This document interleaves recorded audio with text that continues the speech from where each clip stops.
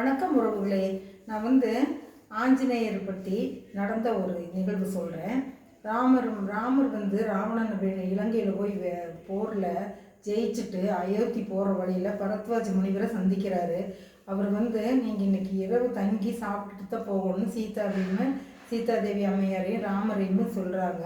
சரின்னு சொல்லிட்டாரு. ஆனால் என்ன நினைக்கிறாருன்னா, நம்ம சீக்கிரமாக போகலின்னா பரதன் இறந்துருவான், அதனால என்ன பண்ணுறது, தர்மம் தலை சாஞ்சிருமே அப்படின்னு சத்தியம் போயிருமே அப்படின்னு நினச்சிட்டு இருக்கும்போது ஆஞ்சநேயரை கூப்பிட்டு நீ போய் நாங்கள் வந்துட்டுருக்குறோன்னு சொல்லுன்னு சொன்னோன்னா ஆஞ்சநேயர் உடனே கிளம்பி போயிடுறாரு.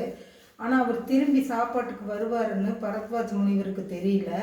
அதனால் இலையில நடுவில் ஒரு கோடு போட்டு, கோட்டுக்கு அந்த பக்கம் ஆஞ்சநேயர் மாதிரி இருக்கிறவங்கள காய்கறி பல வகைகள் தான் சாப்பிடுவாங்க. இவர் சாதத்தெல்லாம் அந்த பக்கம் வச்சுட்டு காய்கறிகள் பழம் அதையெல்லாம் அந்த பக்கம் வச்சுட்டாராம்மா. அப்போ இருந்து தான் இலையில கோடு வந்துச்சாம்மா.